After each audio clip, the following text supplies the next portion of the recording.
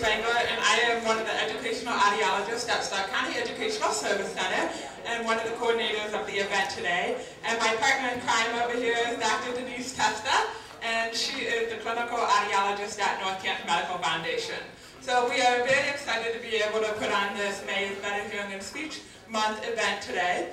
And before we get started, I just kind of wanted to give a couple of facts about the prevalence of hearing loss.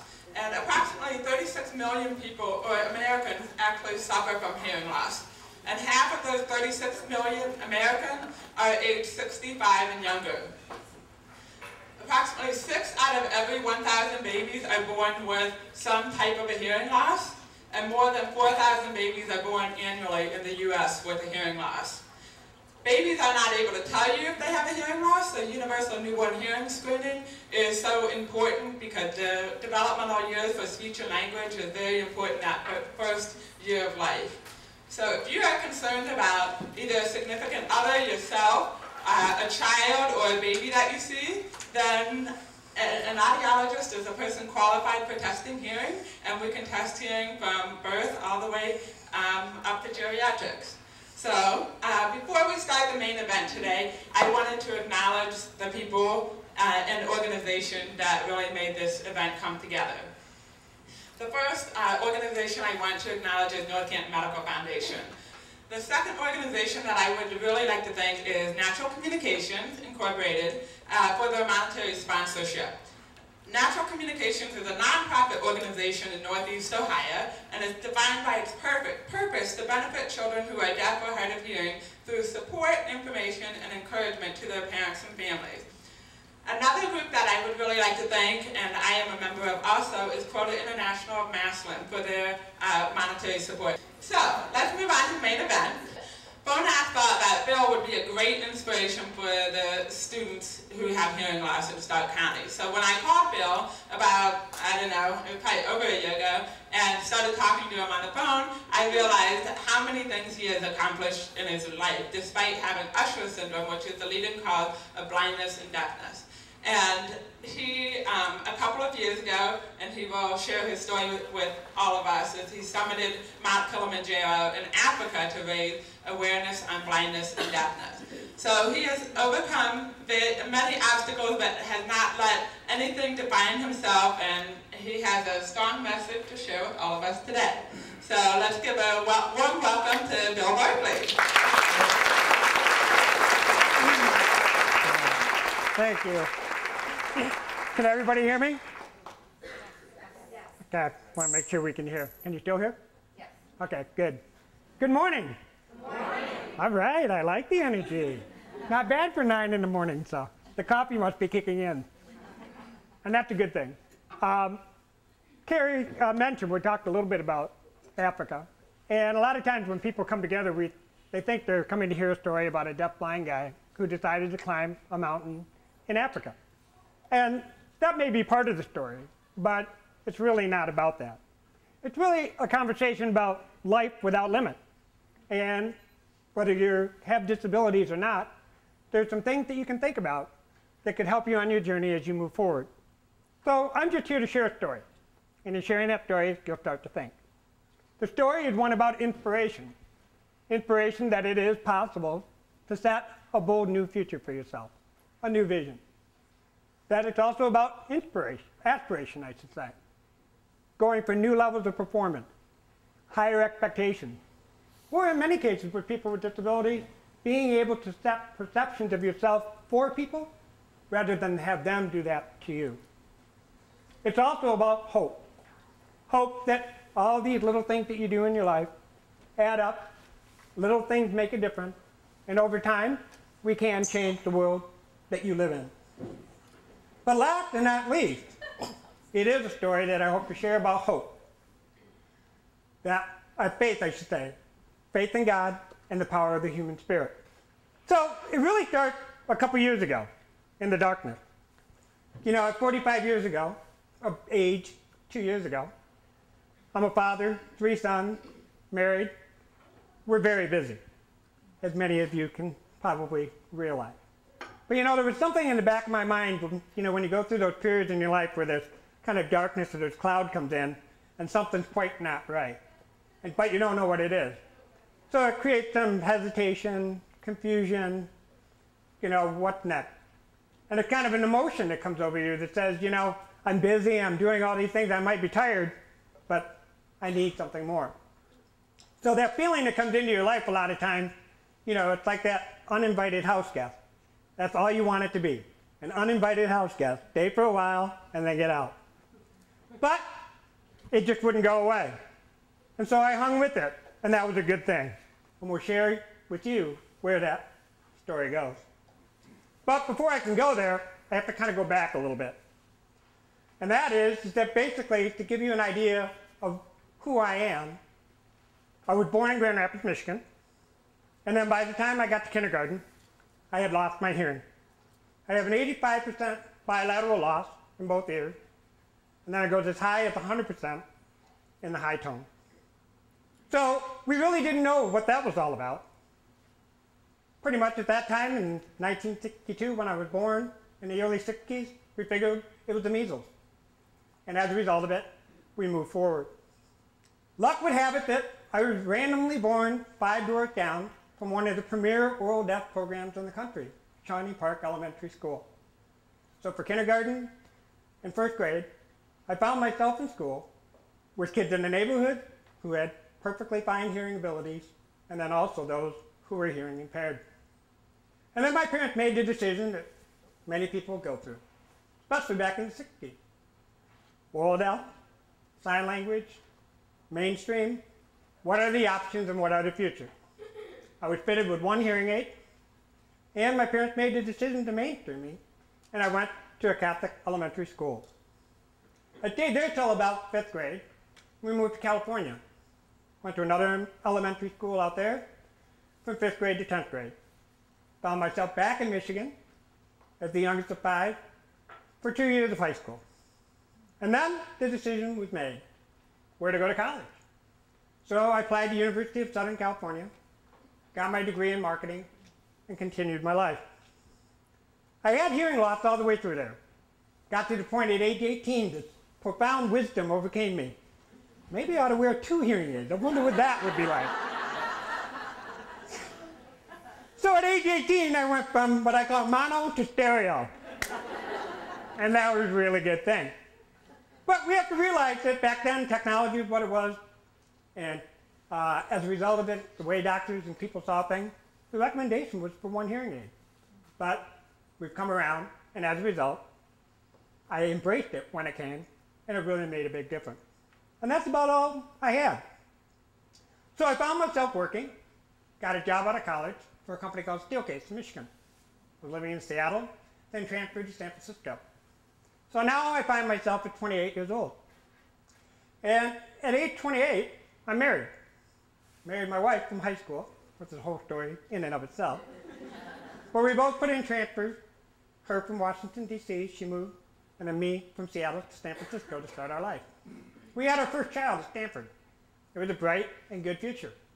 Hearing loss was a part of my life, but it really hadn't overwhelmed me or kept me from accomplishing things. But then, in the fall of 1989, about 6 o'clock or so, make a left-hand turn, and I broadsided a car. So I walk away from that experience like a lot of people do. I said, well, that's a crazy driver. And I took the car in and got it fixed. A few weeks later, because I'm driving 40,000 miles a year in my car as a sales representative for a Fortune 500 company, made another left-hand turn, broadsided a car. Then I decided, well, maybe I ought to be just a little bit more careful. And then took the car in, and then you have to explain to your boss in your company why you cracked up your car twice in a very short period. But then I got the car back, and it happened a 3rd time. And the 3rd time is the sinking feeling that you know that something is horribly wrong. And that something horribly wrong took a long time to figure out. It took a year, going to doctors in San Francisco, University of Michigan, and then finally, back in 1989, to the world's most renowned place in terms of understanding what's happening with retina and blinding diseases, Harvard. And I walked in and found out that I had actually been going blind all my life, and I never knew it. So that set me back, completely changed my focus, and sends you into a certain amount of confusion.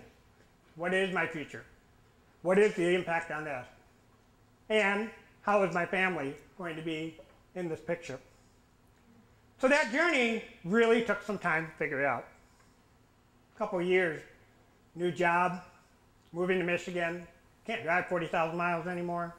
Start to determine that, while this is the leading cause of deaf blindness in the world, it is a random fluke type of thing. I am one of 20,000 people in the US and 100,000 in the world. There are no treatments. I am definitely on a mark to blindness.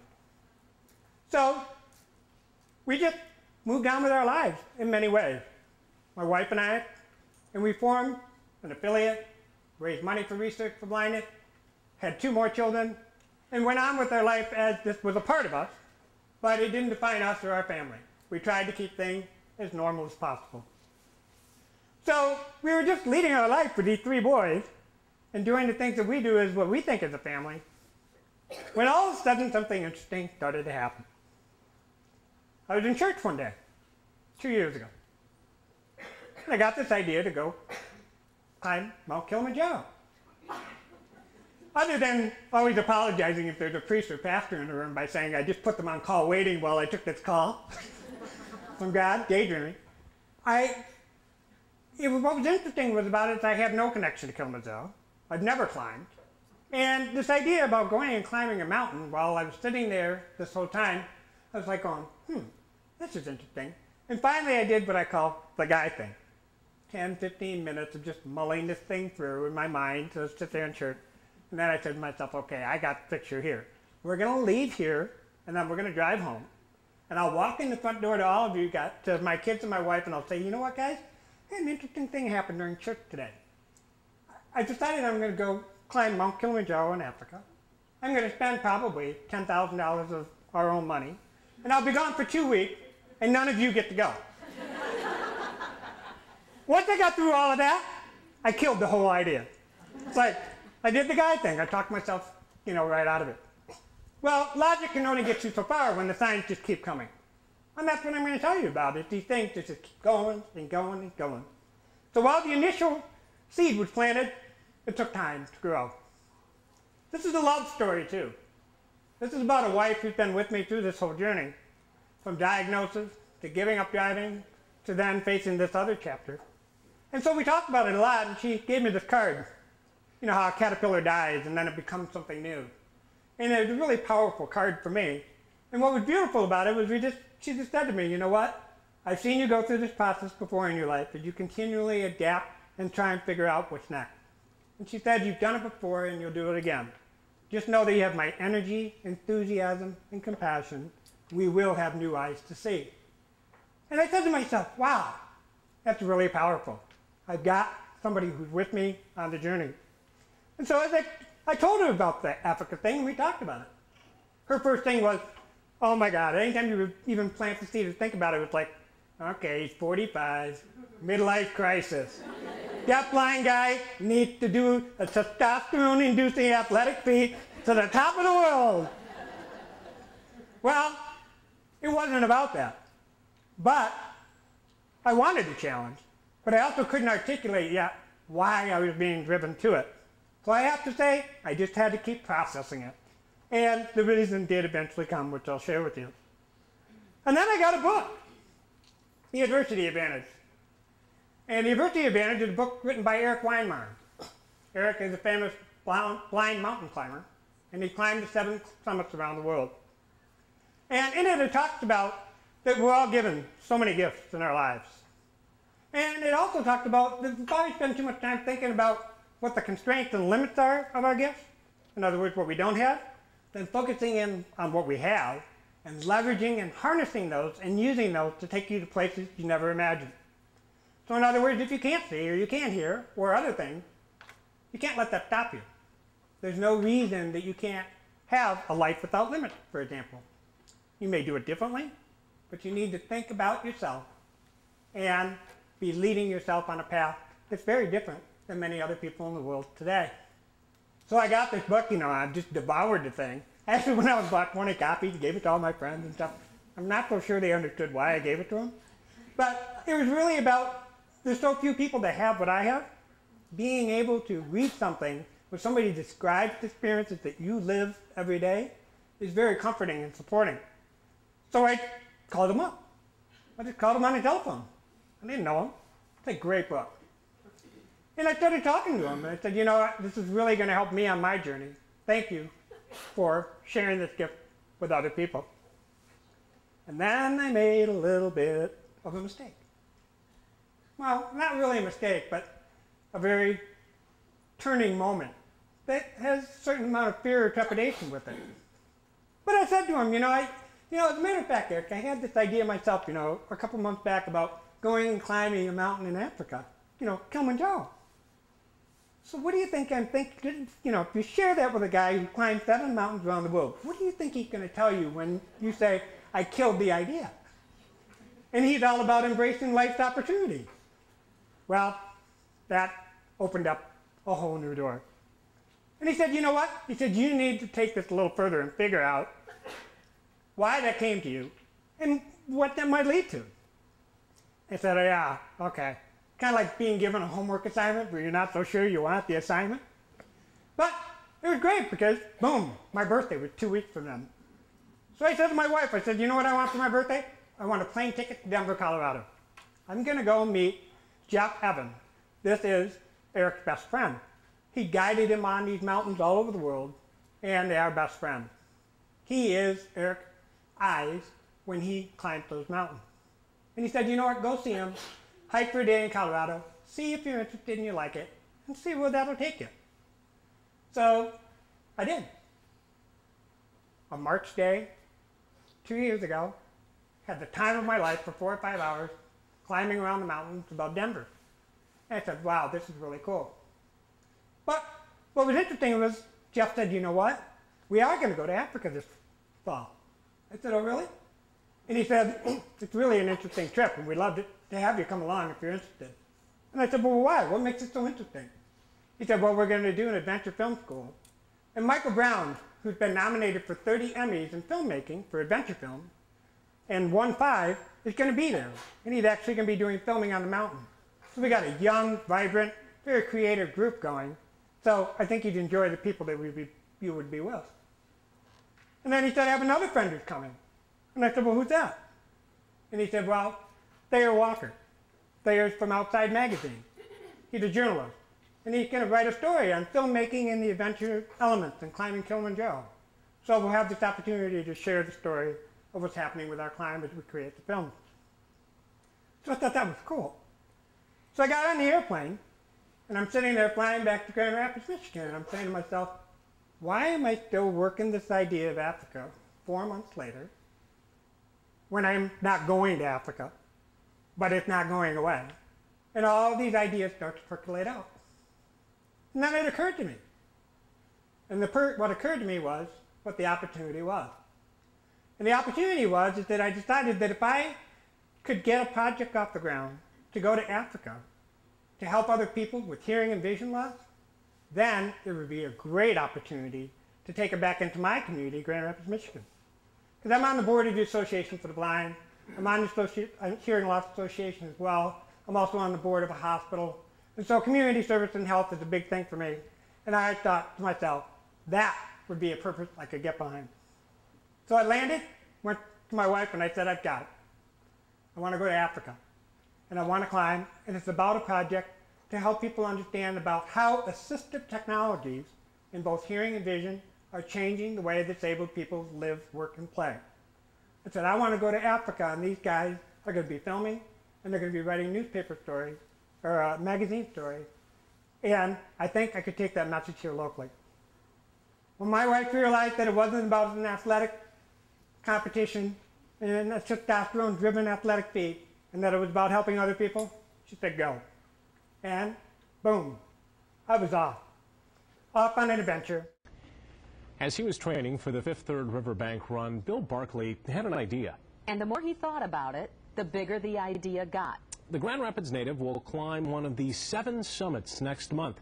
which is no small feat considering the obstacles he'll have to overcome. It's a story we're going to be following very closely for the next month, and sports director Jack Doles sat down with Bill this week. Yeah, pretty incredible guy, I gotta tell you. Mountains have often been used as a metaphor for overcoming great odds, and that's what Bill Barkeley faces as he gets ready to climb one. Bill is legally blind, but he's got a vision, and he's determined to see it through.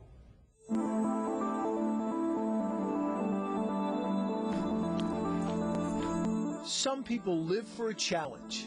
They see the highest mountain and feel the need to climb it. I got to get to the top. For others, the challenges are much greater. Okay.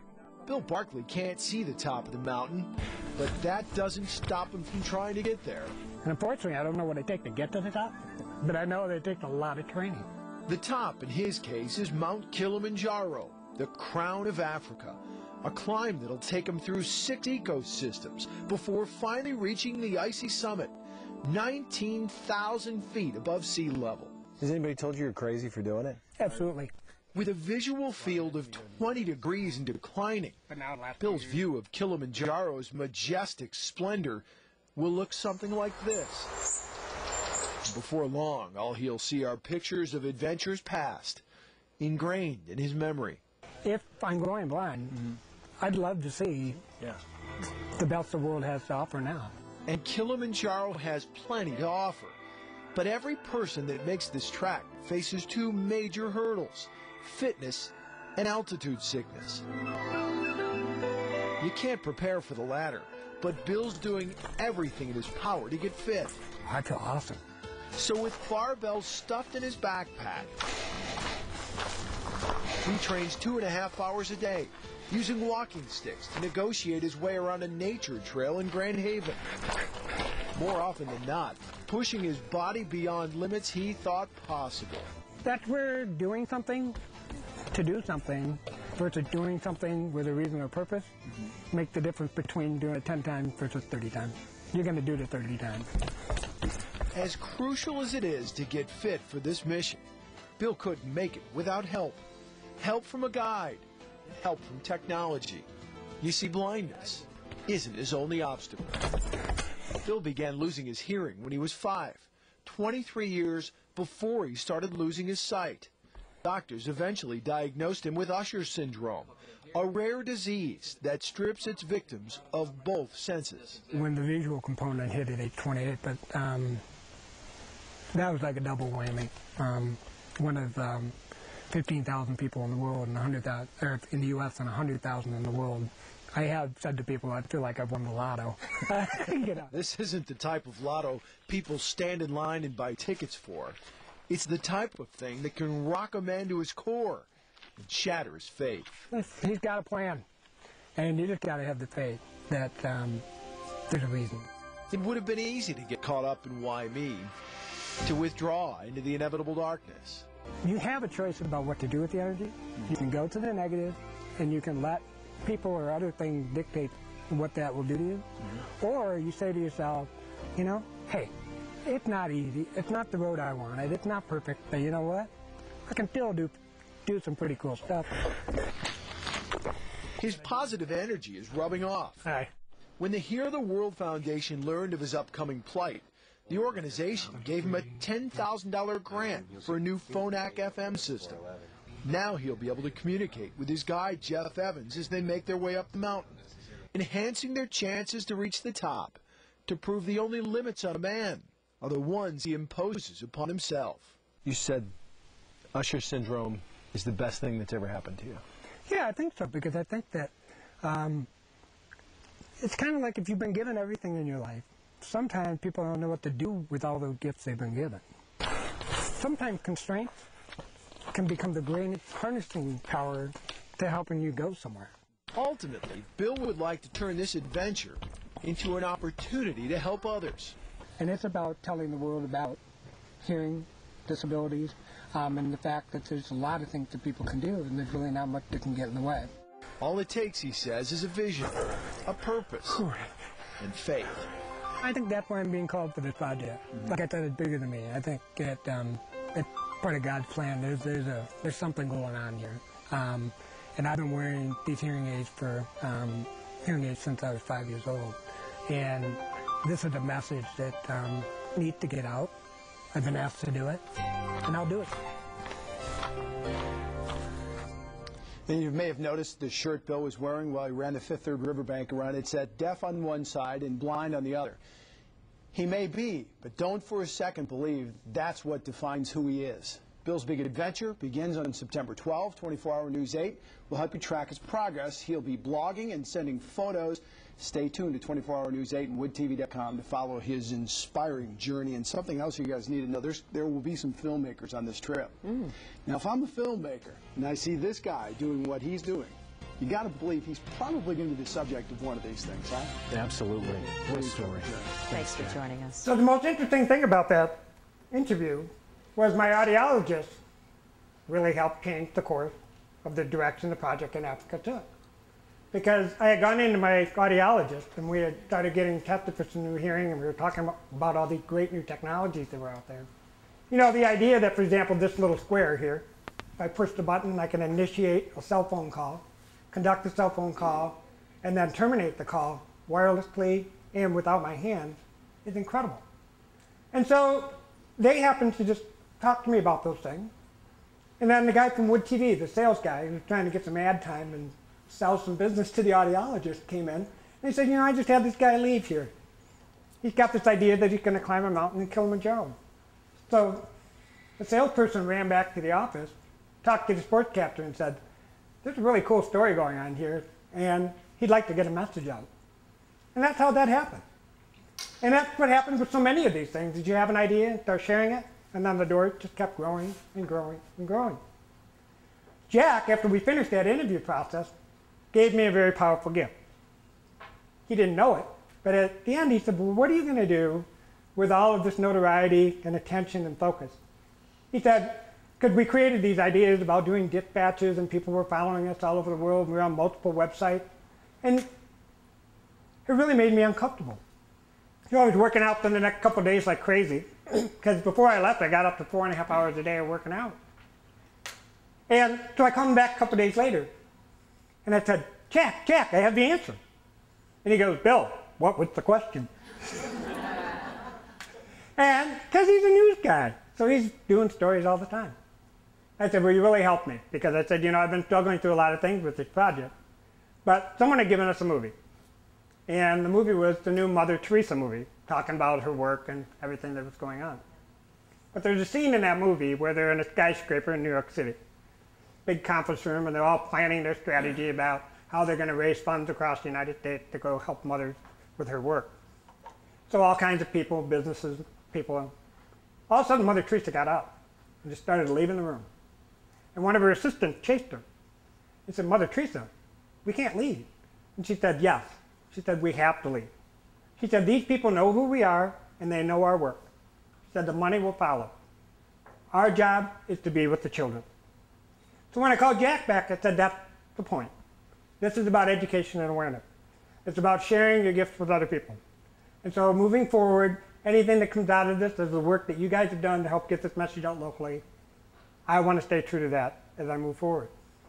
And it was a real powerful experience for me, because it was not about having the passion or desire to do something, like we've talked about, the athletic conquest of the mountain.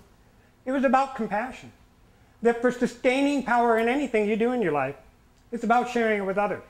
It's about how you make it a better place, or you make a difference in their lives, or embrace something to become a better person yourself. So it was about reaching beyond yourself is what would carry the day. And that's why it was such a powerful lesson for me. So I was off on an adventure, intellectually, spiritually, athletically, doing everything I could to understand and be a part of an experience I'd never had before. And a lot of other people with Usher syndrome. But people were there to help. And I identified 3 critical factors. I had to understand myself, I had to figure out what I needed in terms of the experience, and then I needed to surround myself with people. Then I figured I might get to the top. Because as you know, despite everything, not everybody makes it. So the first thing was, this chapter in my life, that darkness that I talked to you about before, was embracing myself and realizing I've been very lucky, I have a lot of gifts, and it's time to share all these great things with people for education and awareness about hearing and vision. So I was in a path to walk my own path, see what we could do to share that with other people. So people can describe me as deafblind, but this was a chapter where I was just simply going to go on a journey to define myself and then let people make their own assessment from there. But my purpose was clear, to share with others. So then I had to focus on the experience like crazy. You saw the place where I was working out. I called it Little Africa. I had to think about everything, waking up in the 10 in the morning at 6 a.m. without my hearing aids in. Where would they be all night? How would I find them in the dark? Then what are we going to do about the 6 climate layers, everything from the rain, the desert, the cloud, the wind, and the sub-zero weather.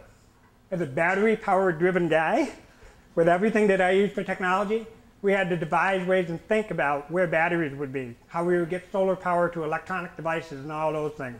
Just becoming obsessed with thinking about all the possibilities and picking people's minds. And those minds came ideas. So the first thing was, how do people up until recently don't exercise a lot because it shorts out the hearing technology? Water-resistant and waterproof hearing aids are only a recent innovation. So I got these Under Armour caps and devised a system that no matter how much I would perspire, it was not going into my ears or into that electronic. They were going to go out of the back of my head, and that was it. And that changed and opened up new possibilities for me. But the biggest thing for me was I needed to have the state-of-the-art communication system. And I had been watching the America's Cup races and seeing how people were communicating in teams with these fiber optic microphones, less than an ounce. And I knew that we had new hearing technology that was out there that allowed you to wirelessly send signals to people from remote distances. In other words, the ultimate walkie-talkie system, but it was hands-free. So I decided that I needed help. So I wrote a letter to the chairman of Phonak, the world's largest hearing aid company in Switzerland. And I said, can I get a loaner for this project that I'm doing to go to Africa? Here are some of the people I have lined up. I'd like to borrow the technology to see what we can do to get a message out about hearing loss. So I got a call 3 weeks later from Switzerland. And they started out a phone call with, Bill, I'm sorry, we're not going to be able to give you or loan you the technology for the climb in Africa. They said, we're going to give it to you. They said, this is a project that Hear the World is behind. Hear the World is an international nonprofit that's focused on hearing loss and awareness, and it affects 10% of the world's population. And what we do is we look for people who are ambassadors of sound, people that are taking a leadership position in awareness on hearing issues, and they want to make a difference. We're going to give you the technology. We're going to help you get on Good Morning America. We're going to put you in Hear the World magazine around the world. We will do everything we can to get this message out and keep it going for as long as possible. I hung up the phone and said, I guess that was a good FedEx letter. But it changed everything. This little idea to just help people in my local community had now gone international. And that scared me too. But it was good. As long as I was within 100 yards of Jeff, the expedition guide, he could be above me or below me, I could move and navigate on that mountain. And the beauty of it was the first climb for a person with disabilities where we didn't have to have a rope between Jeff and I and a cowbell for me to hear him in different situations. That's the way it was typically done with disabled people. And Jeff figured that when I signed on with him that he was going to haul my butt right up that mountain for 6 days. And he was ready to do it. He'd done it with air. But we changed it. And it was the first hand-free climb. And it was really cool and very liberating. But I had to solve for the vision piece too. So, nothing better than all the stuff they talk about when you start to talk about night vision technology in the military. I found out, although most people don't know, that if you are legally blind, you don't always have to rely on a cane. Night vision technology is there, and you can get it on a prescription basis. And I'm one of the few people that have, and I promote it. But unfortunately, most people don't know, and that's the purpose of my project. But that was the way that I was going to be able to get up in the dark, as we had to climb the 17 hours for summit night. But one of the cool things was I prototyped, tried things over and over again in this process. One of the coolest experiences I had, because I don't go out at night by myself without somebody, because it's a little dangerous. I went out about 4 in the morning, well, it was back close to 5, in my neighborhood, and I was walking down, and there was a deer in the front yard.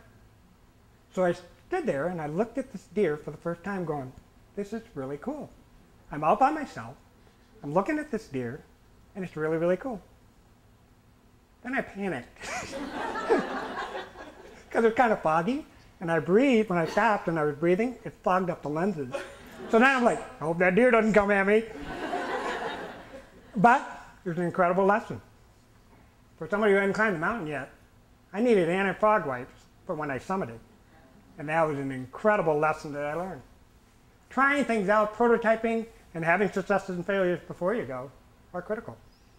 And it was a big lesson for me. But no matter what, you don't go out and have an idea and start thinking about all these things and do an ambitious project like this without surrounding yourself with the best people. You know, you need world-class climbers. People who knew what we were facing and what would happen. So that if I got in a jam, they could help me out. This was about relying on others and interdependence. So Michael is the filmmaker in the red, and Jeff, my guide, is the other one. They were invaluable, along with 42 other people. 13 people were summiting, but it took 42 African porters to get us there. And as a result of it, they turned their life over to carry everything from food, water, gear, and anything that you need to help you get to the top. And on summit night, one of them is assigned to each of us to help us on our journey. And my point there is that we all have desires to do things in our lives. But most of the time when you look at our true successes, it's really how much we had our passion tied with being reliant and interdependent on others and using the resources in front of us. By working as a team in a unit, you're going to get a lot further than on your own in many cases. So before I knew it, I found myself in Africa. So I went from Michigan to Amsterdam, Amsterdam into Kilimanjaro. And it was not like coming into this nice airport here. It was a runway in a very small little airport running on generator power that was out, and it was dark. There is no debit card to get out of the parking lot because there is no parking lot. So I had to quickly help find somebody that I didn't know to help me get off the plane, find my luggage, get through customs, and then find the people that I was hooking up with. But it was an hour-long drive to the hotel, and I called my wife. I was excited as heck. And I said to her, you know what? I'm going to summit. And she said, well, that's pretty bold. You just got to Africa. What makes you think you're going to summit? And I said, well, you know what? I said, when I connected to that plane in Amsterdam, it was a KLM plane. And KLM names all of its planes around the world after famous people under the pilot's window. So I said, hon, you know, when I got on the plane to go from Amsterdam into Tanzania, Africa, the name of the plane was Mother Teresa. I said, I'm going to summit. And that, to me, again, of all those signs to keep going, just got better and better. We spent a day learning about Africa while we got ready to climb. So I got to see the people and some of the things that they were doing, the kids, communities they live in, and then thinking about things like, you know, wow, 92% of American classrooms have internet access. And here I am with a kid with a chalkboard doing English and Swahili. I mean, it was such a different world from what I had just come from that it was a little bit disorienting. But it was beautiful and it was incredible. And I spent a lot of time with them after the climb. But, you know, I couldn't get out of my mind because everywhere you looked around there with those people, the backdrop was this big, huge thing called Mount Kilimanjaro. That's so massive that it disrupts the jet stream that it dammed. And so I'm thinking, there's one thing to read about it, talk to people, and do. But then when you're standing there at the base of the challenge, you're like going, what have I got myself into? But that was good. So we just started to chunk it down and just went for it. That's what you do. We just started walking and went up that mountain to start our 6-day journey. And there's two things I want to share with you along that journey up there. The first major test was from the lower mountain to the upper mountain on what we call the breakfast wall, which is a granite face. And that granite face is how we transition to get to the top. For a guy with limited vision, I was pretty much looking into the side of the mountain, and I couldn't see the people next to me. And Jeff was talking to me, so I knew I had a strong signal as to what I needed to do. I was not really aware of the things that I like to see after I got back. In other words, I tell people I love to see pictures and films of the climb, because then I know what I went through. Because, you know, you kind of get clueless to the fact that it was only 18 to 24 inches wide, and that if I fell, it was only about 2,000 feet to the right of me, with waterfalls and everything else. I said, you know, it's hard to be scared of what you don't see. If you have trust and good people with you, you'll be okay. So I thought that was a huge challenge for the day. As it turned out, as we went through the vapor clouds at 10,000 feet, to the clouds themselves and not above the clouds, that it was so exhausting I got sick with altitude. And I was really sick. It's the feeling that I described to people was just like the worst absolute misery that just shoot me. I mean, it's the best thing here is to just stop. But luckily medicine helped. But the clock was now ticking. I only had so much time to get to the top, and altitude sickness now was a major obstacle.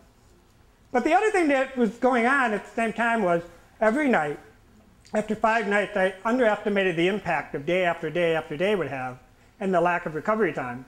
But I didn't anticipate that I could not sleep. And so I kept saying to myself, you know, it became a powerful thing for me. And I share this with groups. That when's the last time you were doing something and you just had no cell phone, no nothing, no communication, just sitting in the dark underneath this, in this tent, and you can't do anything, and the only thing you have going is your mind racing. You know, it can just drive you crazy. But it was really good.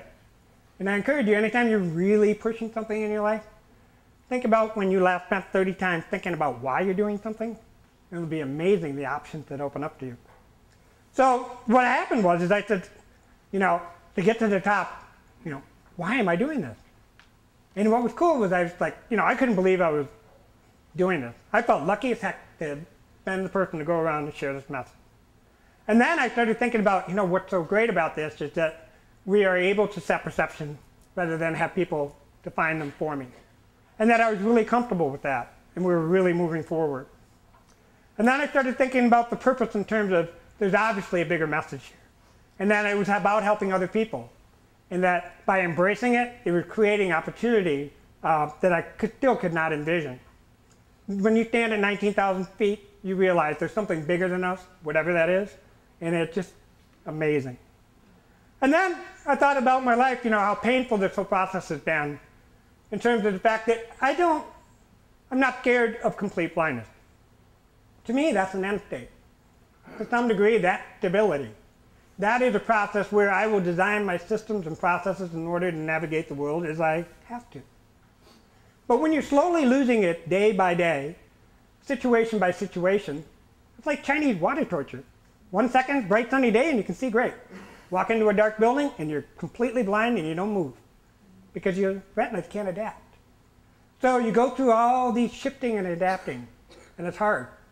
But even though all that's there, I kept thinking, you know, it's really not what I worry about. I worry about my wife and my kids having to watch this. It's painful to have other people watch me go through it because they want to do something, but we're all powerless. So I said the biggest lesson out of this is that the best thing I can do is to suffer, and to suffer well. Because if I go the negative route of this, of having a bad attitude and driving people away and feeling sorry for myself, I'll isolate myself. And actually, a lot of people will understand it and probably allow it in some cases. But that's a lose-lose, long-term for me. If I embrace it, share with others, and ask for help and find ways to get there, then people are motivated and want to be a part of my life and figure out where we can take it. As long as we all know that we don't have the answers to the solution, that's a much better proposition. So that was a real powerful insight that said, that's why I'm here in Africa. I wanted to let my family know, you know what, I can go up and do something, and you don't need to worry. And it's going to be a great next chapter. Because they do worry a lot. I thought about community services I talked about, working with hospitals, hearing loss groups, vision groups. The biggest thing I've ever done is I've rolled up my sleeves and kept busy going out and doing stuff as well as my regular career. I find out how lucky I am.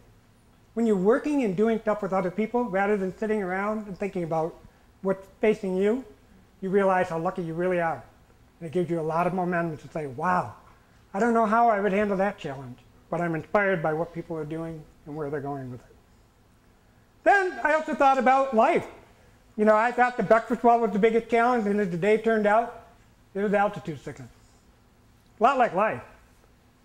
You think you have a plan that day. Man, does that plan not exactly go to plan that day, does it? You need to adapt to the mountain as you go.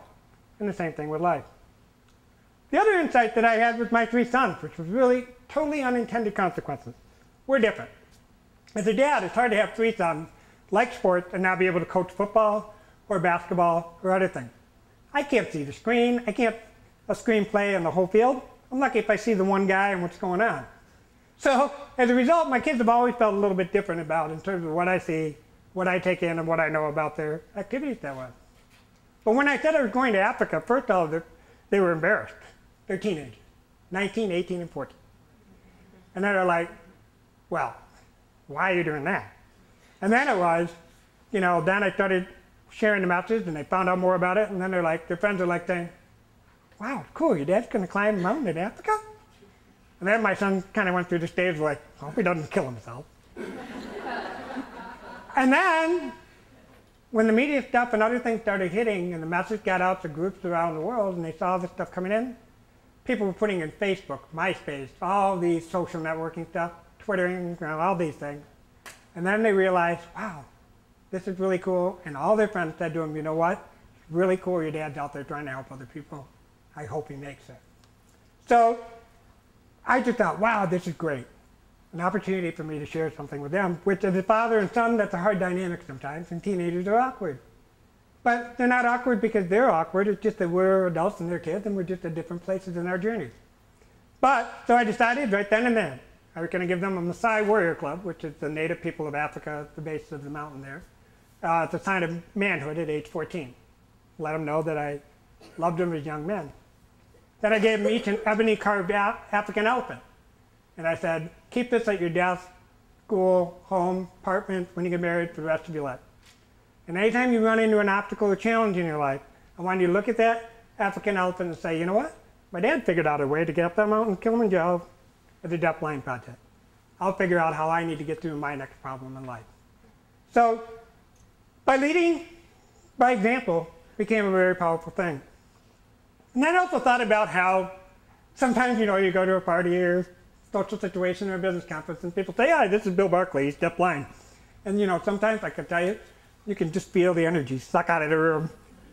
You know, only because people don't know and understand or feel comfortable being around people who are different.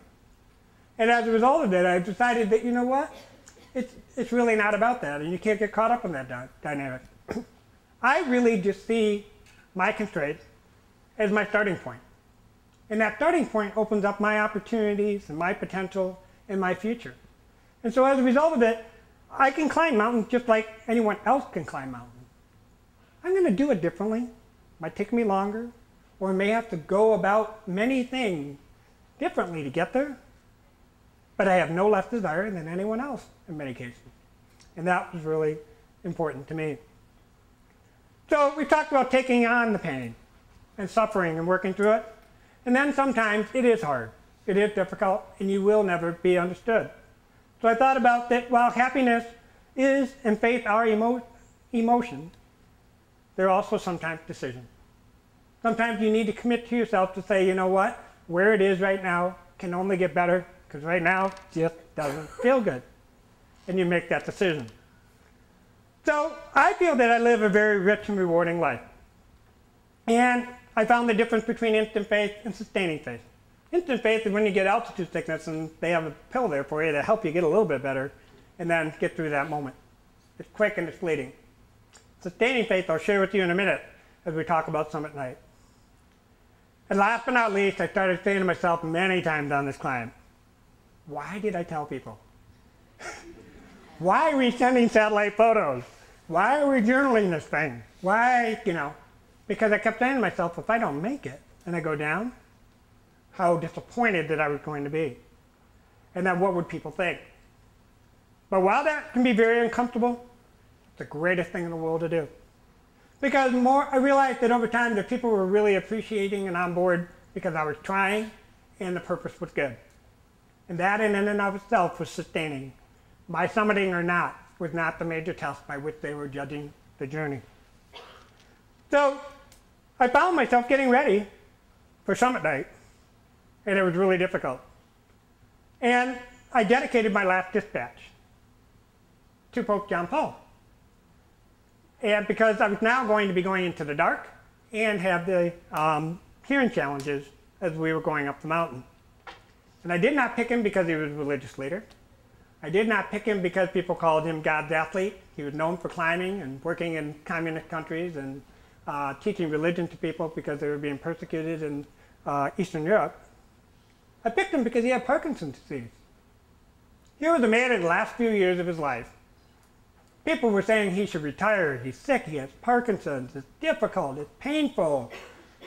But it's amazing how many people around the world were inspired by someone who was living one of life's greatest struggles in terms of illness and the challenges that it presented to him.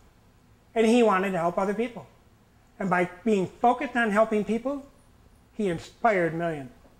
So I figured that as hard as this battle got at the end, and I didn't know what awaited me in the night, that I was in his hands and him to guide me. And so we started out.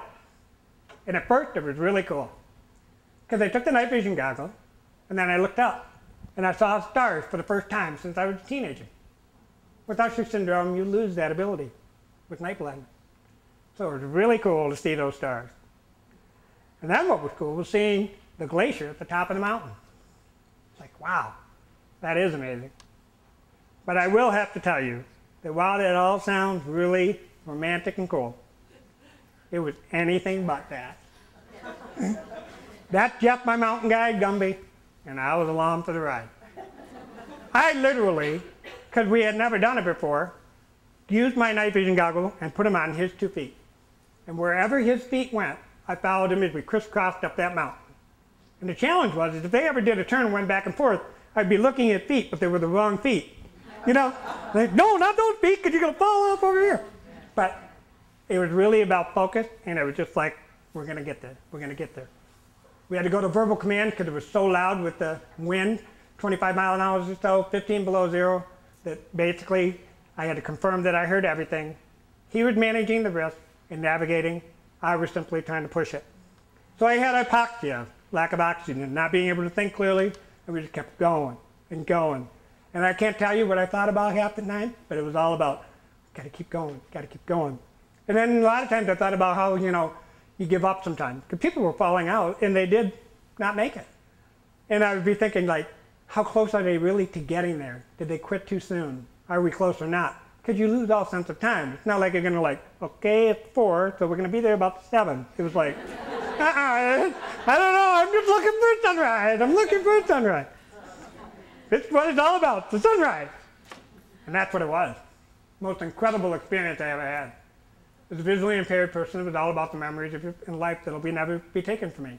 To see the sunrise come from the ground, up through the clouds at 10,000 feet, and up and over the top of your head, and see for hundreds of miles, even with a limited visual field, is incredible. And then when that happened, I knew I made it. And that was just incredible. This picture actually hangs above my fireplace now at home. And that's when it really started to sink in. We're going to get there. I'm 45 minutes trying to get to the top from there, and all things were racing through my mind. And as I raced through my mind and stuff, and we finally found ourselves on the roof of Africa, it was incredible.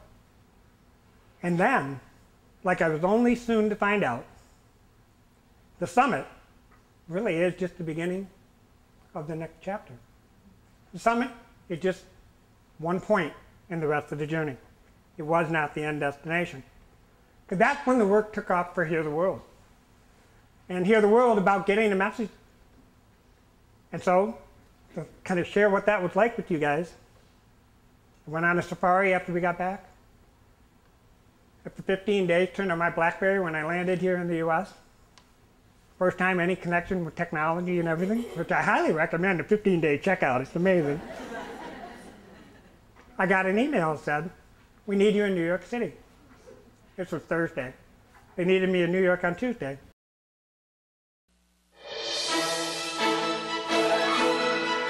after. We're going to turn on to this next story. It's really something. It's been said that our lives shrink or expand in proportion to our courage. You're about to meet a man facing a health challenge that would test the courage of anyone. But with the help of a legendary adventurer, he's proving his life has no limits. Here's a story.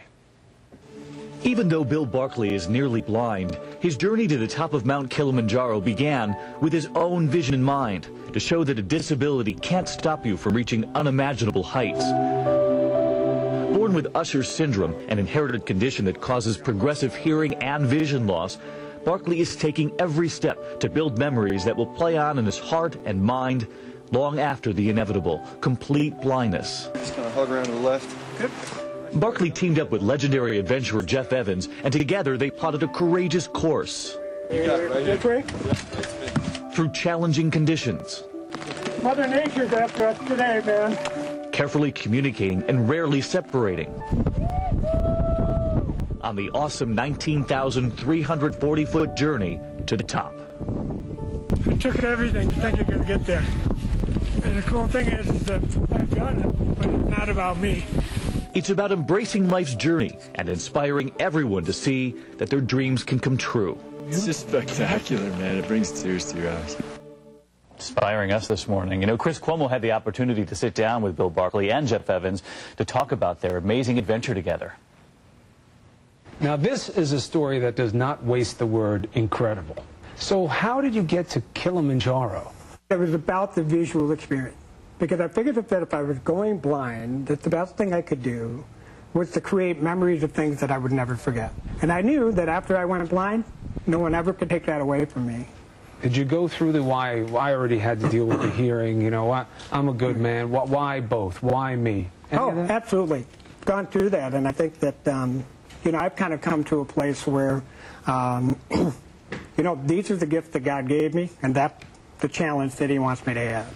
So as a result of that, you know, the richness and depth of my life is really going through this process and really trying to understand myself and then also share my gifts with other people. So you knew the destination. Now you needed someone to accompany you on the journey. Yep. And that's where this man comes in. When you met with him, what'd you think? The first time of hanging out with him and being in the mountains with him, I realized that, you know, that he really wanted to do something. And not just for himself. He wanted to do something big and make a statement. Now, you'd guided people before. This was a more sophisticated challenge. How so? Yeah, well, before it's, you know, if I'm guiding a blind climber before, we had audible commands to work with. And now all of a sudden, you know, that's taken out of the equation, something that I've relied on heavily. So there was a whole different set of problems that we had to deal with and tackle. And that's where the inspiration and the passion of the project came in, because there's so much great assistive technology that's out there now with hearing aids and a wireless system that allows people to communicate, and basically said, okay, now I'll increase my chances of being able to hear, understand where we're going, and increase the odds of getting up to the top. Could you believe it when you reached the top, that you'd actually done it? The last 40 minutes or so of it, when we watched the sunrise together, I had everything going through my mind over the last 18 months. It just all came to the top, and I was crying. I was really excited. I couldn't believe it. As you come down from the mountain, the message is clear for people. You know, you define your own abilities through what you do.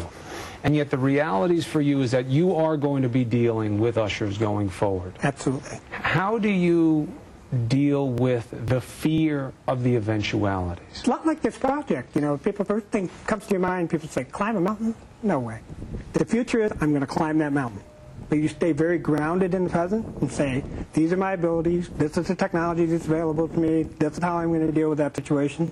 Then it's not so overwhelming. Not so overwhelming. All of us, something to think about. So Good Morning America was just the first of the next chapter, the next phase. The door is opening. From then, emails came in, interviews, radio, TV, and we continued the journey, starting to talk to kids in schools, and starting to talk to corporations, going in and talking about overcoming obstacles, teamwork, excellence, and planning, and then going out and supporting hearing loss and vision groups, national conferences to share what these technologies are doing to change the way that disabled people live, work, and play. So it's been exciting in terms of what's out there. and then incredible new opportunities. Eric asked me to join the board of directors of his organization, even though I've never met him yet. But we're doing No Barriers Festival in Miami next month, where it's an international festival that travels the world showing how these assistive technologies are changing the way disabled people live, work, and play. Taking people who are in wheelchairs, putting them in segways, and allowing them to go out and hit nature trails in the national park. It's about deaf-blind people using wireless technology to communicate, using wireless technology for hearing systems and night vision technology, and a whole host of other things for people to learn how to sail who might have limited mobility. Really things that help other people. But the one that I'm really excited about right now is the one that we're going to do Hear the World Expedition next June. What we're going to do is we're going to take a group of 20 to 30 kids, hearing and hearing impaired together, and we're going to go with the National Park Service, doing work on sound transmission and sound pollution and how sound works in nature. And we're going to travel to the Amazon, and we're going to experience some of the most vibrant noises that the world has to offer. And these kids are going to do a service project with kids in Peru who are hearing impaired. And we're going to share a message where they go back into their communities here in America, and they're going to talk about conservation and hearing loss. I tell you all these things not because I'm doing all these things. It really isn't that. It's just amazing how the doors keep going and going. And it's really, God opened that door, and he just keeps blowing it wide open. And that's why I find myself right in front of you here today. So the message for you guys to think about in terms of hearing is faith does move mountains. I truly believe that. And by accepting God and taking that on, you can take on the mountains in your life. And if you take on those mountains, it's going to take you to places where he wants to take you, but has so much potential and opportunity. And so when we start talking about hearing loss, we have to realize that 8 to 10% of the world's population is impacted by it. And it has very challenging consequences for people. It can lead to isolation. It can lead to depression. It can also lead to loss of self-esteem. The average person with hearing loss waits over 10 years before they get help. It's a travesty because some of the research is coming out to show that it's actually rewiring brain patterns. And it actually may accelerate the aging process in people. But by embracing these technologies, it's not about amplification. That's the old paradigm of hearing. We can tailor the loss to all kinds of levels of hearing now. We can replace sounds that you never had before. I was in Kilimanjaro, in a canopy. I heard monkeys jumping around the forest canopy. And it's not that I heard monkeys. I heard 4 or 5 monkeys, and they all have slightly different voices. That's incredible to a person who's never had those experiences in their life before. So the promise is that there's tremendous amounts of things to help you bridge the gap. And we need to embrace that and help other people face the challenge. So just some things to think about when you leave and here today. Think about the role that adversity has played in your life. And there's 3 things that typically come to mind. 1 is you can run from it. 2, you can avoid it. Or number 3, you can embrace it. And like we talked about the caterpillar and the butterfly, sometimes you have to be uncertain and feel like you're dying in order to become something new. So I encourage you to embrace it. Even with its uncertainty and its risk, failure is a powerful lesson as well. Because to keep trying means you're going to keep moving forward. And that's important. The other thing in terms of a life summit strategy with hearing loss is about understanding that you are independent and that you can do many things yourself. But just like I went up that mountain with 42 porters and a couple of guides, you need to have other people and the right people with you to help enhance your odds of success. And being here today is a really cool thing that's been funded by all these groups. Being in a health education center, all these groups coming together, providing resources to people, now all you need is people to take them.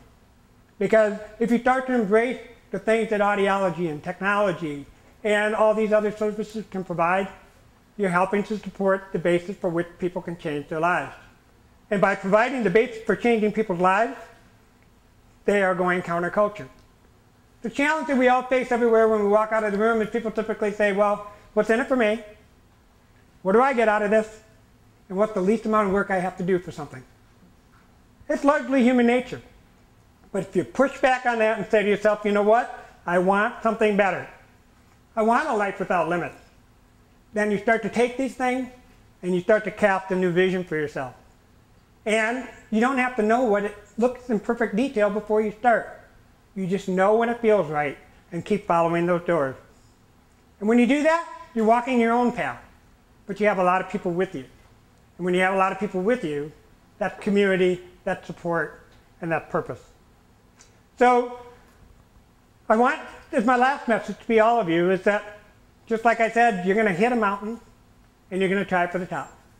And there's a lot of hills along there. And then many times when you get to the top, there's even higher ones that follow. And you need to keep continuing to climb. And there are two things that can happen to you. One is that you feel like you're not up to life's challenges and that you don't know where you're going to get to. That's very common. Or the other one is that, you know, once I get there and I know I can do it, I'm not so sure I want the added responsibility or everything else that comes with it, where people say, well, what's next?